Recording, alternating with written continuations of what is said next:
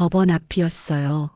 차가운 바람이 제 흰머리를 흩날리고 있었는데 그 순간만큼은 이상하게도 마음이 편안했다고 할까요? 아들 태호가 무릎을 꿇고 있었어요. 한때는 제가 그렇게 자랑스러워했던 아들이 이제는 수갑을 찬 채로 절 올려다보고 있었죠. 태호가 어머니 제발 한 번만 용서해 주세요 라고 울부짖었지만 저는 돌아서서 걸어갔어요.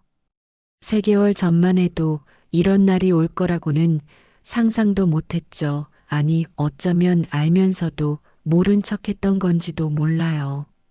챕터 1 냄새라는 모욕. 시장에서 김밥 장사한 지 올해로 딱 30년이 되었어요. 새벽 4시에 일어나서 밥을 짓고 달걀을 부치고 단무지를 썰다 보면 어느새 해가 뜨죠. 손님들은 제 김밥이 정직하다고 했어요. 속이 꽉 차서 한 줄만 먹어도 배부르다고요. 그게 제 자부심이었어요. 그날도 평범한 목요일이었어요. 장사를 일찍 마치고 손자 준호 숙제를 봐주러 아들 집에 갔죠. 강남 아파트 34평 전세, 제가 평생 모은 돈으로 마련해준 보금자리였어요. 엘리베이터에서 내려 현관문 앞에 섰는데 갑자기 가슴이 두근거렸어요. 왜였을까요? 그때는 몰랐지만 아마 제 본능이 경고를 보낸 건지도 몰라요. 마치 폭풍 전의 고요함처럼요. 초인종을 누르자 안에서 발소리가 들렸어요. 그런데 문이 열리자마자 며느리 채린이 코를 막으며 뒤로 물러섰어요. 마치 제가 무슨 병균 덩어리라도 되는 것처럼요. 채린이 어머니 샤워 좀 하고 오시지 그러셨어요. 준호야, 방에 들어가 있어. 라고 차갑게 말했어요. 그 순간 제 얼굴이 화끈거렸어요. 거울에 비친 제 모습이 갑자기 초라해 보였죠. 시장에서 김밥을 만들다 보니 기름 냄새가 배는 건 사실이에요. 하지만 그게 그렇게 역겨운 냄새였을까요? 제가 30년 동안 가족을 먹여 살린 그 냄새가요. 아들 태호는 소파에 앉아 핸드폰만 들여다보고 있었어요. 제가 들어온 걸 알면서도 인사 한마디 없었죠. 마치 투명인간 취급하듯이요. 가슴 한구석이 뻥 뚫린 것처럼 시렸어요. 그래도 손자를 봐야 한다는 생각에 억지로 웃으며 거실로 들어갔어요. 그런데 채린이 급하게 소파 커버를 깔더라고요. 채린이 어머니 여기 앉으세요. 애들 친구 엄마들이 오늘 올 수도 있어서요. 라고 했는데 그 말에 숨겨진 뜻을 모를 리 없었어요. 제가 앉으면 소파가 더러워진다는 거잖아요. 화장실에 가고 싶다고 하고 일어섰어요. 복도를 지나가다 태호 방문이 살짝 열려 있었는데 책상 위에 핸드폰이 있었어요. 평소 같았으면 그냥 지나갔을 텐데 그날따라 왜 그랬는지 화면에 뜬 메시지가 눈에 들어왔어요. 내일까지 갚아야 해. 이자 늘어나기 전에. 심장이 쿵 내려앉았어요. 설마 우리 태호가 빚이 있나? 아니야. 그냥 친구들 사이의 일일 거야 하고 애써 외면했어요. 손자 준호 방으로 들어갔더니 아이가 숙제를 하다 말고 저를 보며 환하게 웃었어요. 준호가 할머니 왔어요. 할머니가 오면 엄마가 창문 다 열라고 했어요. 환기시키라고요. 라고 천진난만하게 말했어요. 7살 아이의 순수한 말이 비수처럼 가슴에 꽂혔어요. 아이는 그게 상처가 되는 말인 줄도 모르고 그저 엄마가 시킨 대로 했을 뿐이겠죠. 눈물이 날 것 같아서 급히 고개를 돌렸어요. 준호 책상 서랍이 살짝 열려 있었는데 거기서 작은 일기장이 보였어요. 겉표지에 비밀일기라고 삐뚤빼뚤 적혀 있었죠. 평소라면 아이 사생활이니까 절대 안 봤을 텐데 왠지 그날은 뭔가에 홀린 것처럼 손이 갔어요. 첫 장을 펼쳤는데 거기 적힌 글을 보고 숨이 막혔어요. 오늘 할머니가 또 울었다. 엄마가 할머니한테 못되게 했다. 할머니는 나한테는 안 울었다고 했지만 나는 다 봤다. 엄마가 할머니를 개처럼 대한다고 아빠한테 말했더니 아빠가 나를 때렸다. 할머니가 만든 김밥이 제일 맛있는데 엄마는 쓰레기통에 버렸다. 손이 떨려서 일기장을 제대로 잡을 수가 없었어요. 7살 아이가 이런 걸 느끼고 있었다니. 제가 당하는 건 괜찮아요. 하지만 이 어린 것이 어른들의 추악함을 이렇게 일찍 알아버리다니요. 밖에서 채린의 목소리가 들렸어요. 채린이 어머니 계세요. 손님 오셨어요. 아파트 부녀회장님이신데요. 라고 했지만 그 말투에서 빨리 나가라는 압박이 느껴졌어요. 일기장을 조심스럽게 제자리에 놓고 밖으로 나갔어요. 거실에는 말쑥한 차림의 여자가 앉아 있었고 체리는 제게 시선도 주지 않고 그 여자와 대화를 나누고 있었죠. 부녀회장이 어머님이시군요. 김밥 장사하신다고 들었어요. 대단하세요. 라고 인사를 했지만 체린의 표정이 순간 굳어졌어요. 체린이 네모 시골에서 올라오셔서 그거밖에 할 줄 아는 게 없으시대요.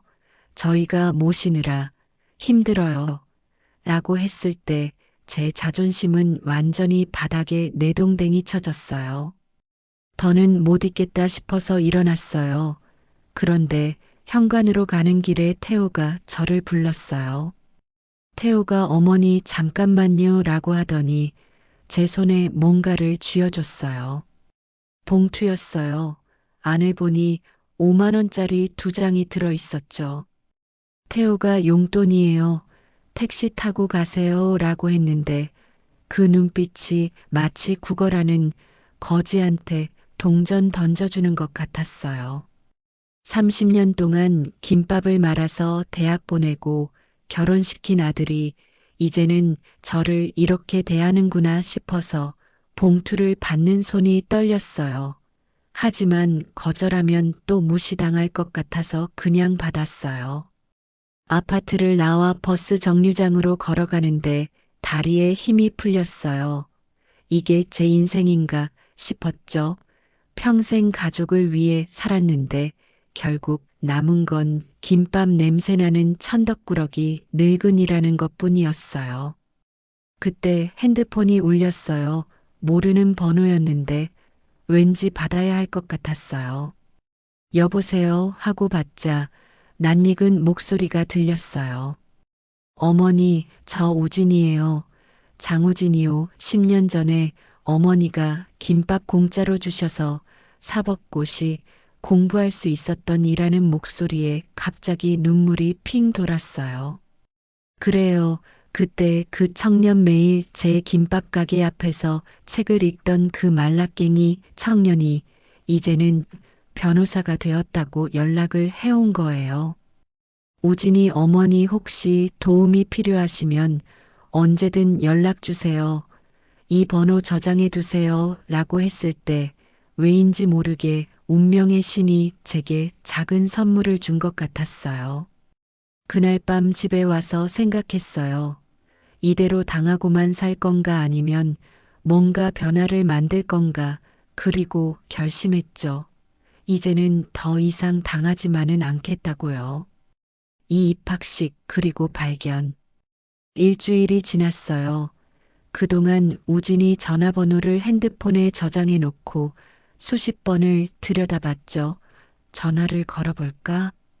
하다가도 뭐라고 말해야 할지 몰라서 그만뒀어요. 제가 당하는 서름을 남에게 털어놓는다는 게 자존심이 허락하지 않았거든요. 마치 제 인생의 실패를 인정하는 것 같았달까요? 3월 2일 준호 입학식 날이 왔어요. 새벽부터 일어나서 김밥을 말았죠. 계란 지단도 두툼하게 부치고 맛살도 듬뿍 넣었어요. 우리 준호가 친구들이랑 나눠 먹으라고 세 줄이나 만들었죠. 김향이 진하게 올라오는 김밥을 보면서 뿌듯했어요. 이게 제가 할 수 있는 최선의 사랑 표현이니까요. 학교에 도착했을 때 운동장은 이미 사람들로 북적였어요. 화사한 옷을 입은 젊은 엄마들 사이에서 저는 마치 까마귀 같았죠. 그래도 준호를 위해서라면 어느 정도는 참을 수 있었어요. 교실로 들어가니 채린이 다른 학부모들과 이야기를 나누고 있었어요. 명품 백을 들고 있는 그 모습이 참 당당해 보였죠. 저를 보더니 잠깐 인상을 찌푸렸다가 다시 웃으며 다가왔어요. 채린이 어머니 오셨어요. 그런데 그게 뭐예요? 라고 물으면서 제 손에 든 김밥 보따리를 가리켰어요. 준호 친구들이랑 먹으라고 김밥 좀 쌌어 라고 대답했더니 채린의 얼굴이 순간 일그러졌어요. 그때 옆에 있던 한 학부모가 어머 정성이 대단하시네요 라고 감탄했는데 채린이 갑자기 제 팔을 잡더니 교실 밖으로 끌고 나갔어요. 복도에서 채린이 어머니 제발 좀요 여기가 시골 초등학교예요. 강남이라고요. 누가 김밥 같은 거 싸와요. 창피해 죽겠네 라고 쏘아붙였어요. 그 순간 마치 뺨을 맞은 것처럼 얼얼했어요. 하지만 더 충격적인 건 그 다음이었죠. 채린이 다시 교실로 들어가더니 큰 소리로 죄송해요. 여러분 저희 시어머니가 시골에서 올라오셔서 아직 서울 문화를 잘 모르세요. 이런 냄새나는 음식 치워드릴게요. 혹시 애들 중에 알레르기 있는 아이들도 있잖아요. 라고 했어요. 20명도 넘는 학부모들이 다 듣는 앞에서요. 제가 마치 무슨 병균을 옮기는 사람처럼 취급당했어요. 몇몇 사람들은 동정 어린 눈빛으로 저를 봤고 또 몇몇은 수군거렸죠. 그때 한 학부모가 아니에요. 정성스러워 보이는데요. 라고 말했지만 채린이 아니에요. 정말 치워야 해요. 위생상 문제가 될 수 있어요. 라고 단호하게 말하며 제 손에서 김밥 보따리를 빼앗았어요. 그리고는 복도 끝 쓰레기통에 그대로 버렸어요. 3시간 동안 정성 들여 만든 김밥이 쓰레기가 되는 순간이었죠. 마치 제 30년 인생이 쓰레기통에 버려지는 것 같았어요. 너무 창피하고 분해서 그 자리에 서 있을 수가 없었어요. 화장실에 간다고 하고 교실을 나왔죠. 그런데 계단을 내려가다가 다리에 힘이 풀려서 계단 중간에 주저앉았어요. 숨이 막혀서 가슴을 쳤는데도 답답함이 가시지 않았어요. 이게 뭐 하는 짓인가 싶었어요. 평생 가족을 위해 살았는데 이제는 손자 입학식에서조차 천덕꾸러기 취급을 받아야 하나요? 눈물이 나려고 해서 꾹 참았어요. 여기서 울면 정말 끝이라는 생각이 들었거든요. 겨우 마음을 추스르고 밖으로 나왔어요. 주차장을 지나가려는데 낯익은 차가 눈에 들어왔어요. 태우 회사 부장 차였죠. 그런데 이상했어요. 부장이 여기 올 이유가 없는데 말이죠. 그 부장 아이는 중학생이거든요. 호기심에 차 쪽으로 다가갔더니 믿을 수 없는 장면을 목격했어요. 채린이 부장차에 타고 있었고 두 사람이 키스를 하고 있었던 거예요. 마치 연인처럼 다정하게요. 심장이 멈추는 것 같았어요. 아니, 이게 무슨 일이야. 내 며느리가 남편 직장 상사와 바람을 피우고 있다니. 그것도 아들 학교에서요. 충격으로 몸이 굳어버려서 그 자리에 못 박힌 것처럼 서 있었어요. 그때 채린이 전화를 받는 소리가 들렸어요. 차 창문이 살짝 열려 있었거든요. 채린이 태우는 바보야 곧 있으면 시어머니 집도 우리 것이고 그 땅 문서도 찾아낼 거야. 당신이 준 정보대로 도박판에 계속 끌고 가면 되라고 말하는 게 들렸어요. 도박판이라고요. 그럼 태호가 도박을 하게 된 게 이 사람들 때문이란 말인가요? 머릿속이 하얘졌어요. 퍼즐 조각이 하나씩 맞춰지기 시작했죠. 태호의 이상한 행동들, 체린의 차가운 태도, 그리고 제 재산을 노리는 속내까지요. 손이 떨려서 핸드폰을 꺼내 동영상 촬영을 시작했어요. 증거를 남겨야 한다는 생각뿐이었죠. 두 사람의 스킨십과 대화 내용을 모두 담았어요. 이게 언젠가는 쓸모가 있을 거라고 직감했거든요. 그런데 갑자기 무서운 생각이 들었어요. 만약 이 사실을 폭로하면 우리 태호는 어떻게 되는 거죠? 아내한테 배신당하고 직장에서도 망신당하고, 그럼 준호는요?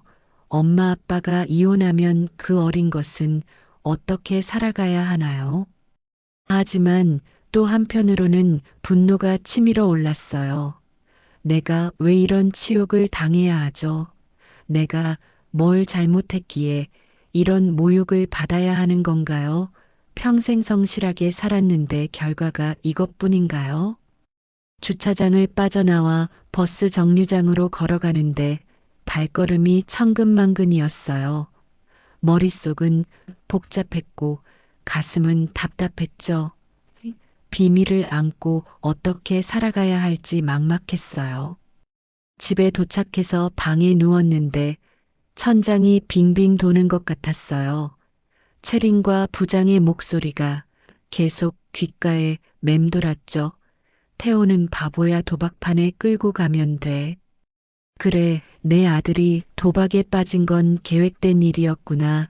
처음부터 우리 집안을 망가뜨리려는 음모였구나 생각하니 온몸에 소름이 돋았어요. 그날 밤 잠을 한숨도 못 잤어요. 계속 고민했죠. 이 사실을 태호에게 알려야 할까 말까 하지만 증거도 없이 말하면 오히려 제가 이간질한다고 욕먹을 게 뻔했어요. 며느리 말만 믿는 아들이니까요. 새벽 3시에 결심했어요. 일단 더 지켜보기로, 더 확실한 증거를 모으고 때를 기다리기로, 그리고 우진이한테 연락을 해보기로요. 혼자서는 도저히 감당할 수 없는 일이니까요. 핸드폰을 들고 우진이 번호를 눌렀다가 지웠다가를 반복했어요. 이런 추한 집안일을 남에게 알리는 게 부끄러웠지만 지금 저한테는 그 청년만이 유일한 희망이었어요. 결국 문자를 보냈어요.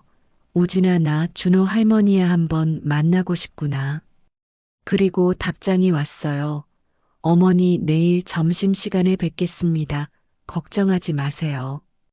그 짧은 문자가 왜 그렇게 위로가 되던지 눈물이 났어요.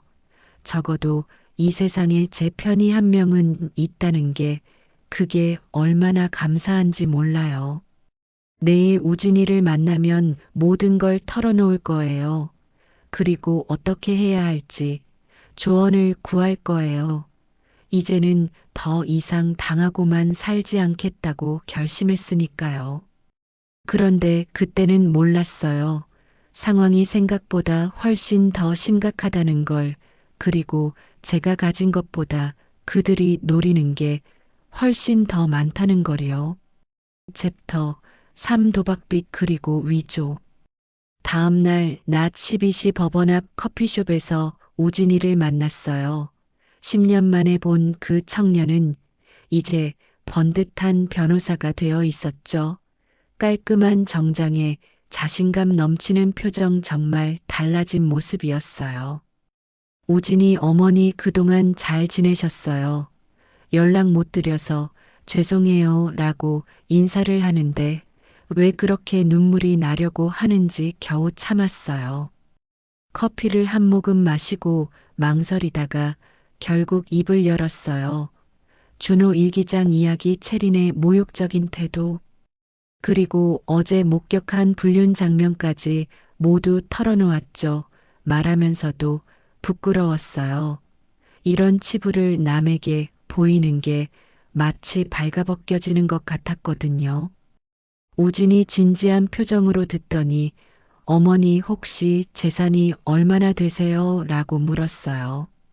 강서구에 작은 빌라가 하나 있고 양평에 20년 전에 산 땅이 좀 있어. 그때는 헐값이었는데 지금은 꽤 올랐다고 하더라고 라고 대답했어요. 우진의 표정이 심각해졌어요. 어머니 그 재산 등기부등본 한번 확인해 보세요. 그리고 도장은 잘 보관하고 계시죠? 라고 묻는 거예요. 도장은 집에 잘 있지 왜 그러니? 라고 했더니 우진이 요즘 가족 간 재산 사기가 많아요. 특히 며느리가 불륜관계라면 더욱 조심하셔야 해요. 라고 경고했어요. 그 말에 가슴이 철렁했어요. 설마 우리 집에 그런 일이 일어날까 싶으면서도 어제 들은 시어머니 집도 우리 것이라는 채린의 말이 계속 맴돌았죠. 우진이 명함을 주면서 어머니 무슨 일이 생기면 바로 연락 주세요. 24시간 받을게요. 라고 했을 때 마치 든든한 보호막이 생긴 것 같았어요. 집으로 돌아와서 곧장 도장을 확인했어요. 그런데 이상했어요. 분명 서랍 안쪽에 넣어뒀는데 앞쪽으로 나와 있었던 거예요.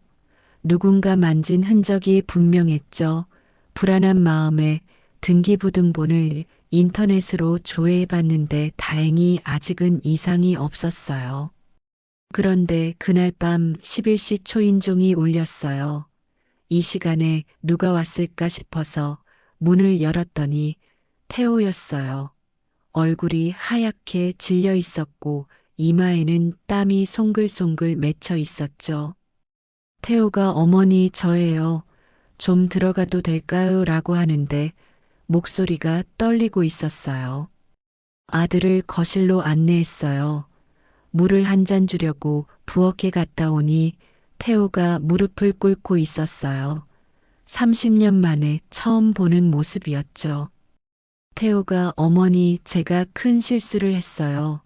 사업 자금을 잘못 굴려서 5억이 필요해요. 안 그러면 저 감옥 가요라고 울먹였어요. 순간 머릿속이 복잡해졌어요. 사업 자금이라고 하지만 도박빚이라는 걸 이미 알고 있었으니까요. 하지만 아들의 그 초췌한 모습을 보니 가슴이 아팠어요. 그래도 내 자식인데 어떻게 모른 척할 수 있겠어요. 태호야 정말 사업 자금 때문이니 솔직하게 말해봐 라고 물었더니 태호가 잠시 머뭇거리다가 내 사업 때문이에요. 거래처에서 돈을 안 줘서 라고 둘러댔어요. 거짓말하는 아들을 보니 화가 나면서도 불쌍했어요. 도박에 빠져서 이 지경이 됐는데도 엄마한테조차 진실을 말하지 못하는 거죠. 마치 늪에 빠진 사람이 손을 내밀면서도 살려달라고 소리치지 못하는 것 같았어요. 태호가 가방에서 서류를 꺼냈어요. 어머니 이 서류에만 도장 찍어주시면 돼요. 제가 6개월 안에 다 갚을게요. 라고 간청했어요. 서류를 받아서 보는 순간 놀랐어요. 이미 제 도장이 찍혀 있었던 거예요.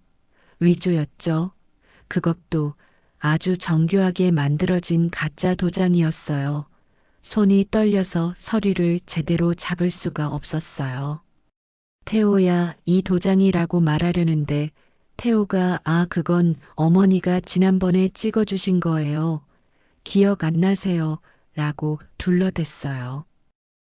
이 아이가 나를 완전히 바보로 아는구나. 치매에 걸린 노인네로 생각하는구나.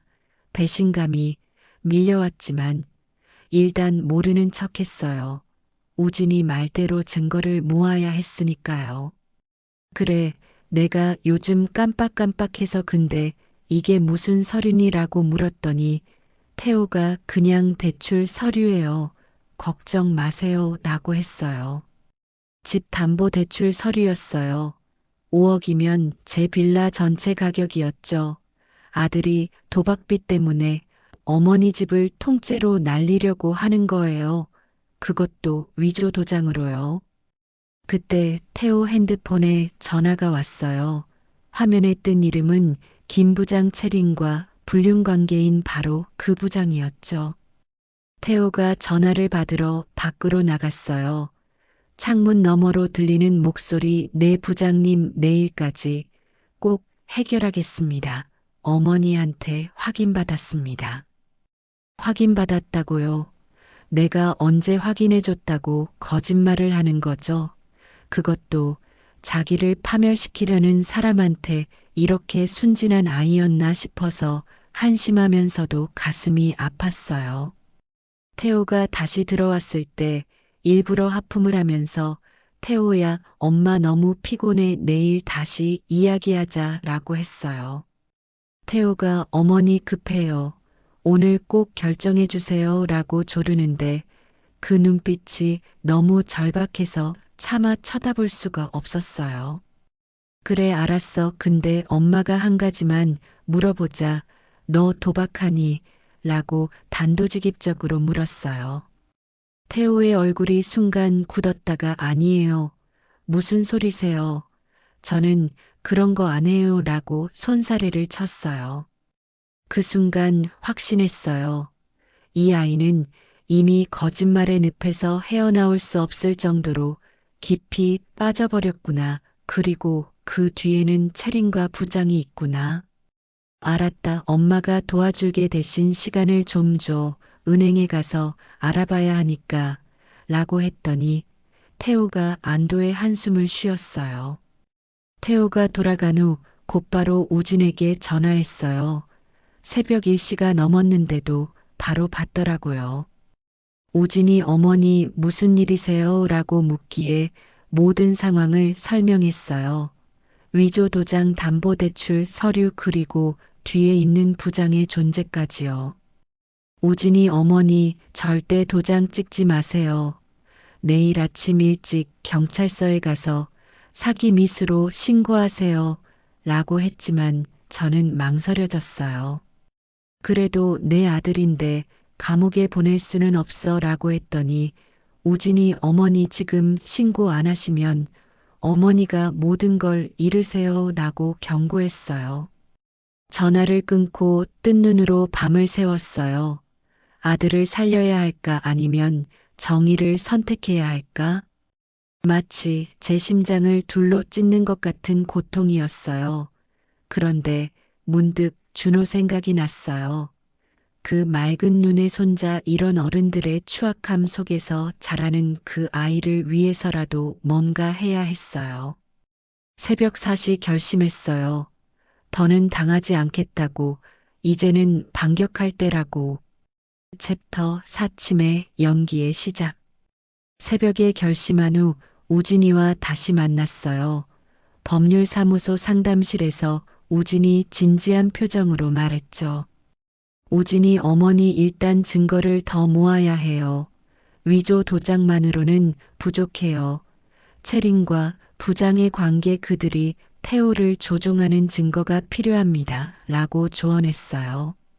그럼 어떻게 해야 하니? 라고 물었더니 우진이 뜻밖의 제안을 했어요. 우진이 어머니가 치매에 걸린 척 연기를 하세요. 그들이 방심하게 만드는 거예요. 그리고 대화를 모두 녹음하세요. 라고 하는 거예요. 치매 연기라니 처음엔 황당했어요. 평생 똑부러지게 살아온 제가 정신 나간 사람 흉내를 내야 한다니 자존심이 상했죠. 하지만 우진이 말이 맞았어요. 적을 속이려면 먼저 내 편을 속여야 한다는 옛말처럼요. 다음 날부터 연기를 시작했어요. 태호 집에 갔는데 일부러 같은 말을 반복하고 엉뚱한 행동을 했죠. 준호야, 밥 먹었니? 아, 그래, 밥 먹었니? 언제 먹었니? 라고 같은 질문을 3번씩 했어요. 채린이 처음엔 의아해했어요. 어머니 괜찮으세요? 왜 자꾸 같은 말씀을 하세요? 라고 물었지만 저는 멍한 표정으로 웃기만 했죠. 부엌에서 컵을 들고 있다가 일부러 놓쳤어요. 와장창 깨지는 소리에 채린이 달려왔죠. 채린이 진짜 어머니 정신 좀 차려요라고 짜증을 냈지만 저는 어머 내가 뭘 했니? 미안해 얘야라고 엉뚱하게 대답했어요. 그때 태호가 퇴근하고 들어왔어요. 채린이 태호를 구석으로 데려가더니 속삭이는 게 들렸죠. 채린이 여보 어머니가 이상해 완전 치매 초기 증상 같아 라고 하자 태호가 그래 어제도 좀 이상하긴 했어 라고 맞장구를 쳤어요. 그들이 제 연기에 속아 넘어가는 걸 보니 씁쓸하면서도 통쾌했어요. 마치 거미줄을 치고 먹이를 기다리는 거미가 된 기분이었달까요? 저녁을 먹는데 일부러 수저를 거꾸로 잡았어요. 채린이 한숨을 쉬며 어머니 수저 제대로 잡으세요 라고 했지만 못 들은 척했죠. 식사 후 거실에서 TV를 보는데 채린이 태우와 소곤거렸어요. 채린이 빨리 서류 처리해 저 할망구가 완전히 막가기 전에 정신 더 나가면 법적으로 문제될 수 있어 라고 했어요. 태호가 그래도 어머니인데 너무하는 거 아니야 라고 망설이자 채린이 5억 빚 갚고 싶어. 안 갚고 싶어 부장님이 우리 뒷배야 걱정 마 라고 했어요. 제 예상대로였어요. 부장이 배후에 있다는 확신이 들었죠. 핸드폰 녹음 앱을 켜놓고 모든 대화를 담았어요. 증거는 차곡차곡 쌓이고 있었죠. 그런데 채린이 갑자기 테스트를 하기 시작했어요. 채린이 어머니, 제가 누구예요? 라고 물었어요. 순간 당황했지만 침착하게 우리 며느리 예쁜 우리 며느리라고 웃으며 대답했어요. 채린이 다시 어머니 댁 주소 아세요? 라고 물었어요. 일부러 엉뚱한 주소를 댔어요. 서울 종로구 어디더라. 아 맞다 명동이라고 하자 채린이 안심하는 표정을 지었어요. 그때 준호가 방에서 나왔어요. 할머니 숙제 도와주세요 라고 하는데 채린이 막았죠. 채린이 준호야 할머니는 이제 숙제 못 도와줘 머리가 아프시대 라고 했어요. 준호가 실망한 표정으로 할머니 정말 아파요 라고 묻는데 그 순수한 눈빛에 가슴이 찢어질 것 같았어요. 거짓말로 손자까지 속여야 하다니요. 할머니 괜찮아 우리 준호 숙제 봐주지라고 하려는데 채린이 준호야 방에 들어가 할머니는 이제 우리랑 달라라고 차갑게 말했어요. 우리랑 달라 그 말이 비수처럼 꽂혔어요. 마치 저를 인간 이하의 존재로 만드는 것 같았죠. 하지만 참았어요. 더 큰 그림을 위해서요. 집에 돌아오는 길에 준호가 몰래 준 쪽지를 펼쳤어요. 할머니 아프지 마세요. 사랑해요. 눈물이 왈칵 쏟아졌어요. 이 순수한 아이를 위해서라도 이 더러운 어른들의 싸움을 끝내야 했어요. 그날 밤 우진에게 녹음 파일을 보냈어요. 우진이 완벽해요. 어머니 계속하세요. 라고 격려했지만 솔직히 힘들었어요. 다음 날 다시 태호 집에 갔어요. 이번엔 더 과감한 연기를 했죠. 거실 한가운데서 우리 남편 어디 갔니? 밥 차려줘야 하는데 라고 30년 전 돌아가신 남편을 찾았어요. 채린이 태호에게 전화했어요. 여보 빨리 와 어머니가 완전 맛이 갔어. 병원에 입원시켜야 할 것 같아 라고 했죠. 병원 그들의 계획이 보였어요. 치매 진단을 받게 해서 법적 행위를 못하게 만들려는 거였죠. 하지만 이미 우진과 대비책을 마련해뒀어요. 태호가 헐레벌떡 들어왔어요. 어머니 병원 가보시죠 라고 했지만 저는 싫어 병원 무서워 라고 떼를 썼어요. 그때 채린이 태호 귓가에 속삭였어요. 일단 진단서만 받으면 후견인 신청할 수 있어. 그럼 재산 처분도 우리 맘대로야. 이 말도 다 녹음했어요. 그들이 얼마나 치밀하게 계획했는지 소름이 돋았죠. 제 친아들이 어머니 재산을 빼앗으려고 이런 짓까지 하다니요. 그런데 그때 준호가 다시 나왔어요. 제 손을 잡으며 할머니 제 방에 가요라고 했어요. 준호 방에 들어가니 아이가 서랍에서 일기장을 꺼냈어요. 준호가 할머니 이거 가져가세요. 엄마가 할머니 괴롭히는 거 다 썼어요. 라고 속삭였어요. 7살 아이가 이런 결심을 했다는 게 놀라웠어요. 준호야, 이거 할머니가 가져가도 되니? 라고 물으니 고개를 끄덕였어요. 준호가 할머니는 안 아파요. 그저 엄마 아빠한테 비밀이에요. 라고 했을 때 깜짝 놀랐어요. 이 어린아이가 제 연기를 눈치챈 거예요. 하지만 부모에게는 말하지 않고 오히려 저를 도우려 한 거죠. 피는 못 속인다고 했던가요? 일기장을 품에 안고 나왔어요. 채린이 어머니 뭐 가지고 나오세요? 라고 의심스럽게 물었지만 우리 준호가 준 선물이라고 둘러댔어요. 집에 와서 준호 일기장을 읽었어요. 그 내용은 충격적이었죠. 엄마가 할머니 돈을 훔친다고 아빠한테 말했다. 부장 아저씨가 우리 집에 와서 엄마랑 뽀뽀했다. 아빠는 맨날 전화로 누구한테 혼난다. 할머니가 불쌍해서 꿈에서도 울었다. 아이의 순수한 시선으로 기록된 어른들의 추악함, 이게 바로 결정적 증거가 될 거예요. 우진에게 모든 자료를 전달했어요. 우진이 어머니 이제 거의 다 왔어요. 조금만 더 힘내세요라고 했어요. 하지만 솔직히 지쳐가고 있었어요. 매일 바보 행세를 하고 모욕을 당하면서도 웃어야 하는 게 정말 고역이었죠. 마치 가면을 쓰고 사는 것 같았어요. 그래도 포기할 수 없었어요. 정의는 반드시 승리해야 하니까요. 챕터 5 조력자의 극적 귀환. 일주일이 더 지났어요. 치매 연기도 이제 익숙해져서 자연스러웠죠. 하지만 몸과 마음은 점점 지쳐갔어요.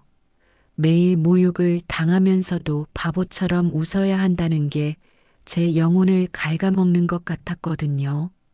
그날도 시장에서 김밥 장사를 마치고 집으로 돌아가는 길이었어요. 버스 정류장에 앉아 있는데 누군가 제 이름을 불렀어요. 김 여사님 맞으시죠? 저 기억하세요? 라고 하는 목소리에 고개를 들어보니 낯익은 얼굴이었어요. 바로 10년 전 제 가게 단골이었던 윤정이었어요.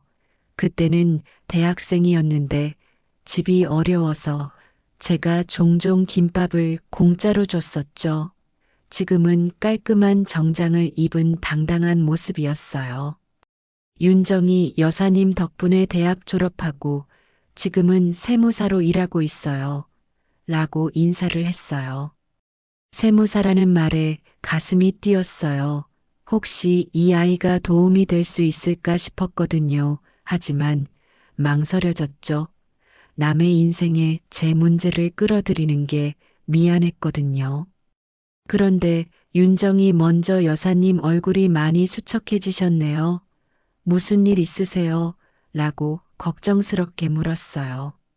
그 따뜻한 말 한마디에 그만 눈물이 났어요. 한 달 동안 쌓였던 서름이 한꺼번에 터져 나온 거죠. 윤정이 놀라서 제 손을 잡았어요. 여사님 무슨 일이세요? 제가 도와드릴게요 라고 하는데 그 진심 어린 목소리에 결국 모든 걸 털어놓았어요. 며느리의 불륜 아들의 도박 재산을 노리는 음모들 그리고 제가 치매 연기를 하고 있다는 것까지요. 말하면서도 부끄러웠지만 더는 혼자 감당할 수 없었어요. 윤정이 심각한 표정으로 듣더니 여사님 제가 조사 좀 해볼게요. 며느리분 사업체나 재산 관련해서 의심스러운 부분이 있을 수 있어요. 라고 했어요. 그래도 남의 일인데 괜찮겠니? 라고 했더니 윤정이 단호하게 말했어요. 윤정이 여사님은 제 은인이에요. 제가 힘든 시절 여사님이 없었다면 대학도 못 마쳤을 거예요. 라고 했어요. 우진과 윤정이 만나서 작전을 짰어요. 윤정이 채린의 금융거래를 조사하기 시작했죠. 세 명이 함께 만나서 대책을 논의했어요. 며칠 후 윤정이 조사 결과를 가져왔어요. 채린이 친정어머니 명의로 부동산을 여러 채 보유하고 있었고 임대 수익을 신고하지 않아 탈세 혐의가 있었죠. 윤정이 채린 씨가 학력도 위조한 것 같아요. 대학 졸업장이 가짜예요. 그리고 본명도 박채린이 아니라 최순자예요. 라고 폭탄 선언을 했어요. 최순자라니 그동안 저를 시골 출신이라고 무시하던 그 여자가 자기 신분을 속이고 있었다니 어이가 없으면서도 씁쓸했어요. 우진이 이 정도면 충분해요. 사기죄와 문서위조 탈세까지 묶으면 실형이 가능합니다. 라고 말했어요. 집으로 돌아오는 길에 복잡한 심정이었어요. 이제 반격할 무기가 생겼지만 이걸 사용하면 우리 집안은 완전히 무너질 거예요. 아들은 아내에게 배신당한 충격에 무너질 거고 준호는 엄마를 잃게 되겠죠. 다음 날 아침 태호가 또 찾아왔어요. 이번엔 얼굴에 멍이 들어 있었어요. 엄마 제발 도와주세요. 오늘까지 안 갚으면 죽을 것 같아요. 라고 울면서 매달렸어요. 모성애가 발동했어요. 아무리 못난 자식이어도 이렇게 맞고 온 걸 보니 가슴이 찢어졌죠. 하지만 이성은 말했어요. 지금 도와주면 평생 이렇게 산다고요. 태호야 누가 때렸니? 도박장 사람들이니? 라고 물었더니 태호가 깜짝 놀랐어요. 태호가 어머니가 어떻게 도박을 하고 당황하자 저는 다시 치매 연기를 시작했어요. 도박이 뭐니 밥 먹는 거니 엄마 배고파라고 엉뚱한 소리를 했죠. 태호가 안도의 한숨을 쉬며 아 맞다 어머니가 치매시지라고 중얼거렸어요. 그때 태호 전화가 울렸어요. 채린이었죠. 스피커폰으로 받는 바람에 다 들렸어요. 채린이 오늘 무조건 도장 받아와 부장님이 화났어. 우리도 이제 위험해 라고 다급하게 말했어요. 태호가 알았어. 어떻게든 할게라고 하고는 다시 제게 매달렸어요.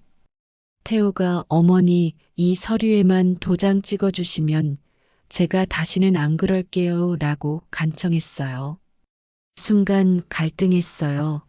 이 아이를 구해야 할까 아니면 끝까지 가야 할까. 그런데 문득 준호 일기장에 있던 구절이 떠올랐어요. 아빠가 할머니한테 거짓말하는 걸 봤다. 어른들은 왜 거짓말을 할까? 그래, 이건 단순히 돈 문제가 아니에요. 한 아이의 가치관이 망가지는 걸 막아야 하는 문제였죠.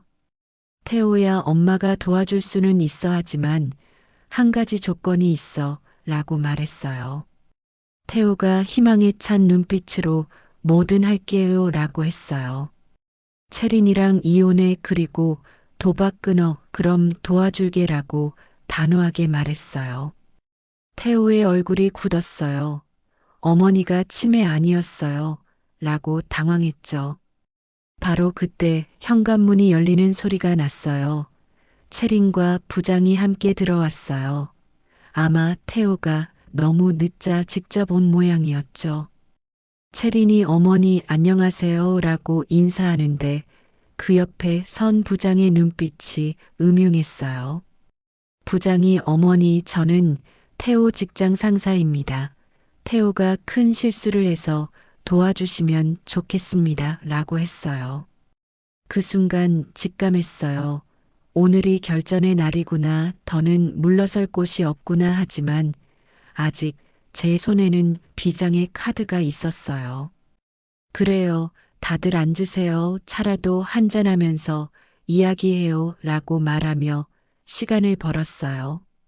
그리고 화장실 간다는 핑계로 자리를 비웠죠. 화장실에서 급하게 우진에게 문자를 보냈어요. 지금 우리 집 채린과 부장 있음 녹음기 작동 중. 우진의 답장이 왔어요. 경찰과 함께 가겠습니다. 시간 끌어주세요. 다시 거실로 나왔어요. 이제 진짜 연기를 해야 할 때였죠. 과연 제가 이들을 속이고 시간을 끌 수 있을까요? 손이 떨렸지만 준호를 생각하며 마음을 다잡았어요. 챕터 6 첫 반전 마이너스 신분 세탁의 폭로. 거실에는 무거운 침묵이 흘렀어요. 채린과 부장이 나란히 앉아 저를 노려보고 있었고 태호는 고개를 숙인 채 손만 비비고 있었죠. 마치 도살장에 끌려온 양 같은 기분이었어요. 부장이 어머니 시간이 없습니다. 지금 도장 찍으시죠 라고 서류를 내밀었어요. 손이 떨렸지만 일부러 천천히 서류를 들어 올렸어요. 시간을 벌어야 했으니까요. 한 글자 한 글자 읽는 척하면서 머릿속으로는 우진이 언제 올까만 생각했죠. 채린이 짜증 섞인 목소리로 어머니 어차피 못 읽으시잖아요. 그냥 찍으세요 라고 재촉했어요. 그때 갑자기 연기를 그만두고 싶은 충동이 들었어요. 이 모든 걸 까발리고 싶었죠. 하지만 아직은 때가 아니었어요. 증인이 없으면 제가 불리할 테니까요. 글쎄 이게 뭔지 모르겠네 태호야. 이게 뭐니라고 물으며 시간을 끌었어요. 부장이 갑자기 자리에서 일어났어요. 이러고 있을 시간 없어요. 라며 제 손을 잡고 도장을 찍으려 했어요. 그 순간 제 안에 무언가가 폭발했어요. 30년 동안 참고 살았던 서름이 한꺼번에 터져 나온 거죠. 손 치워요 라고 소리치며 부장의 손을 뿌리쳤어요.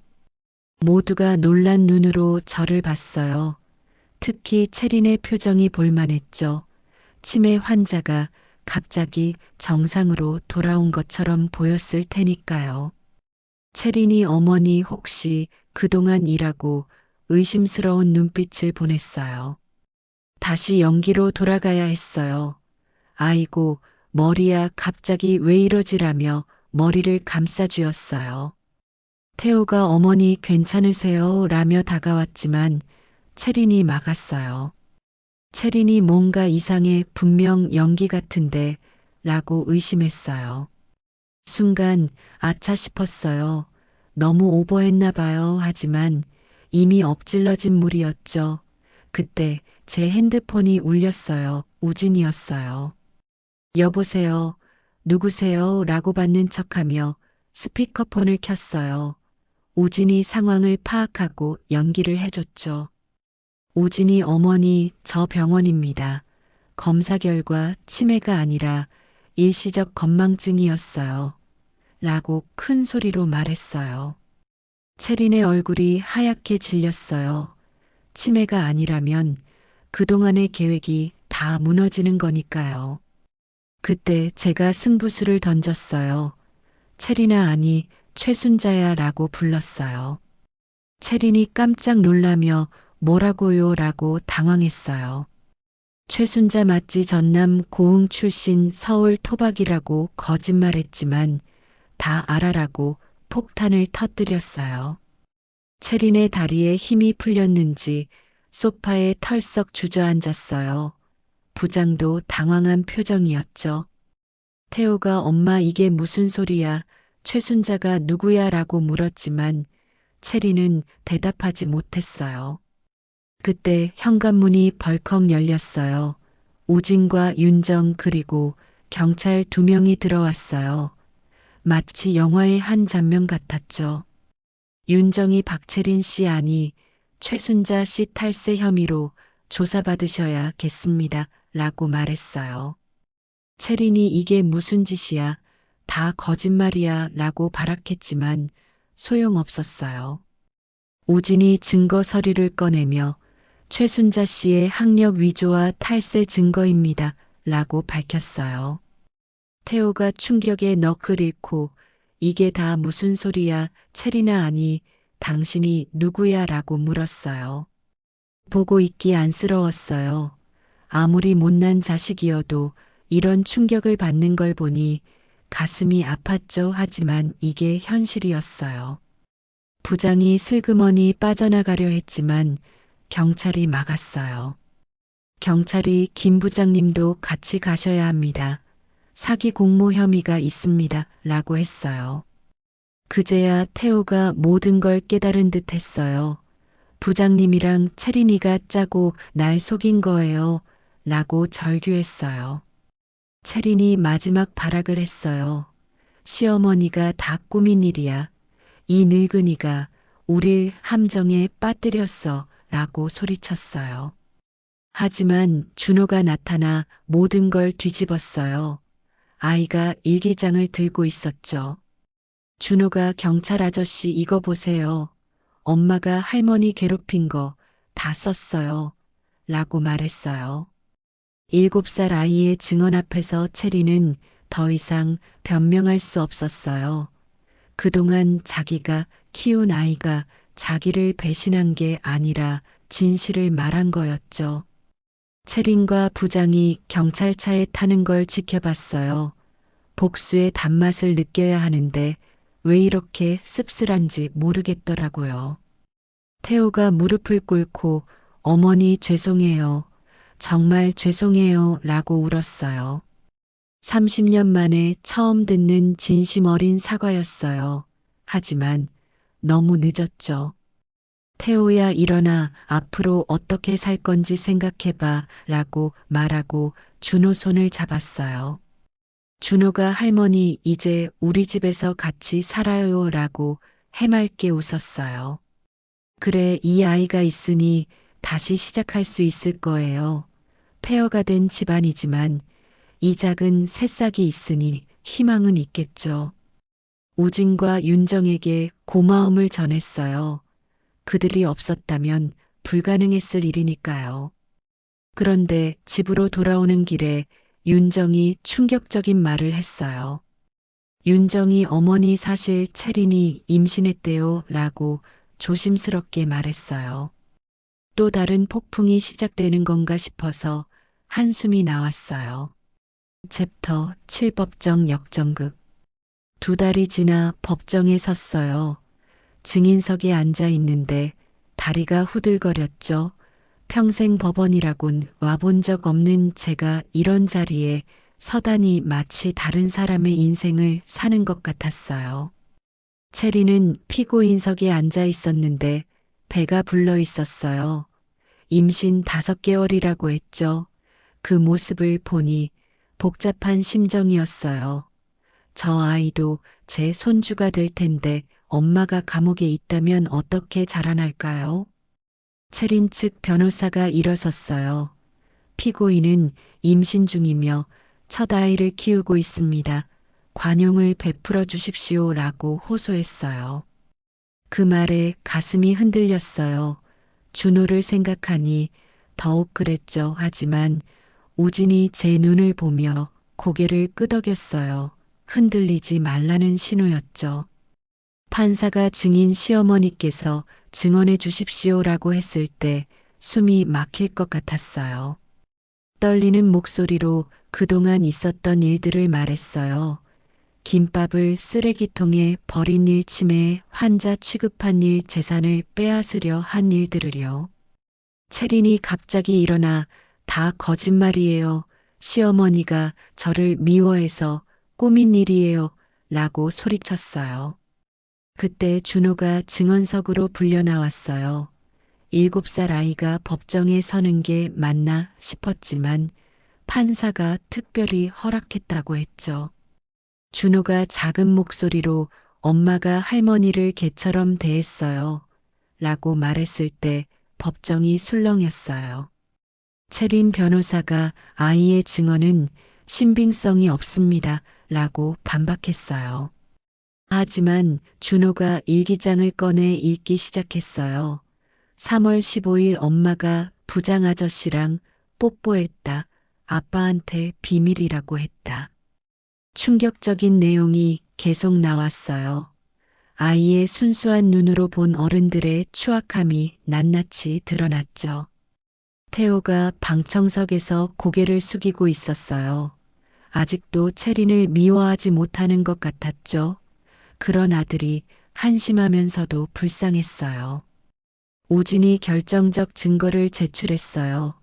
위조 도장과 녹음 파일입니다. 라며 법정에 틀었어요. 채린의 목소리가 울려 퍼졌어요.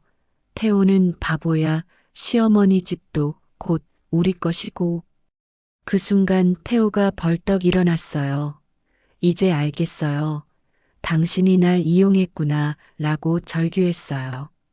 늦었지만 이제라도 깨달은 게 다행이었어요. 마치 긴 잠에서 깨어난 것처럼 아들의 눈이 맑아졌죠. 판사가 피고인들에게 실형을 선고합니다. 박채린 3년, 김 부장 5년이라고 선고했어요. 채린이 절규했어요. 아이는 어떻게 해요? 뱃속의 아이는. 그 말에 또다시 가슴이 무너졌어요. 죄는 미워해도 사람은 미워하지 말라고 했던가요? 특히 뱃속의 생명은 무슨 죄가 있겠어요. 법정을 나오면서 채린이 제게 마지막 말을 했어요. 어머니, 이 모든 게 끝이 아니에요. 제가 가진 증거들이 더 있어요. 라고 의미심장한 표정으로요. 하지만 이미 게임은 끝났어요. 빈 협박에 흔들릴 제가 아니었죠. 우진이 어머니 괜찮으세요?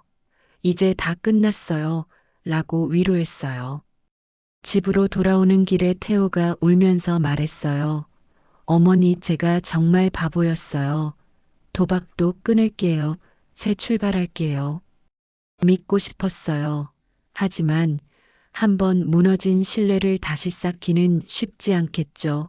마치 깨진 그릇을 붙이는 것처럼 흔적은 영원히 남을 테니까요. 준호가 제 손을 잡고 할머니 이제 행복하게 살아요 라고 했을 때 눈물이 났어요. 그래, 이 아이와 함께라면 다시 시작할 수 있을 거예요. 폭풍은 지나갔고 이제 평화가 올 거라고 믿고 싶었어요. 그날 밤 오랜만에 편안하게 잠들었어요. 폭풍이 지나간 후에 고요함이랄까요? 새벽에 일어나 준호가 자는 모습을 보며 생각했어요. 이 아이와 태어날 아이를 위해 제가 할 일이 많다고요. 챕터 8 진짜 새 출발. 판결 후 한 달이 지났어요. 태호는 교도소에 면회를 갔다 왔어요. 채린이 진심으로 반성하고 있다고 전했죠. 태호가 어머니 채린이가 편지를 보냈어요. 라며 봉투를 건넸어요. 떨리는 손으로 편지를 열었어요. 어머니 죄송해요. 욕심에 눈이 멀어 가족을 배신했어요. 처음엔 태호가 부잣집 아들인 줄 알고 접근했지만 시간이 지나면서 진심으로 사랑하게 됐어요. 준호를 낳고는 정말 행복했어요. 그런데 부장을 만나면서 다시 욕심이 생겼어요. 어머니가 가진 재산을 알게 됐고 탐욕에 빠졌어요. 변명의 여지가 없어요. 용서를 구할 자격도 없지만 뱃속 아이만은 제발 지켜주세요. 편지를 읽으며 복잡한 심정이었어요. 분노와 연민이 뒤섞였죠. 하지만 태어날 아이는 죄가 없었어요. 면회를 갔어요. 철창 너머로 본 체리는 초췌했지만 배는 더 불러 있었죠. 채린이 어머니 한 가지만 부탁드려요. 이 아이만은 제발이라고 울먹였어요. 아이는 죄가 없지 내가 키울게라고 했더니 채린이 흐느꼈어요. 그때 채린이 고백했어요. 사실 학력을 위조한 건 열등감 때문이었어요. 시골 출신이라고 무시받기 싫어서 거짓말을 시작했는데 점점 커진 거예요. 어머니께 그렇게 못되게 군 것도 제 열등감 때문이었어요. 어머니가 떳떳하게 사시는 게 부러우면서도 미웠어요. 그 말을 듣고 마음이 조금 누그러졌어요. 누구나 약한 부분이 있는 법이니까요. 6개월 후 채린이 교도소에서 아이를 낳았어요. 딸이었죠. 이름을 은서라고 지었어요.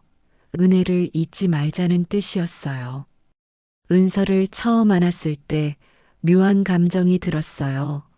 이 작은 생명 앞에서 어른들의 잘못은 의미가 없었어요. 태호가 어머니 제가 아이들 잘 키울게요. 도박도 완전히 끊었어요. 상담도 받고 있어요. 라고 약속했어요. 정말로 태호는 변했어요.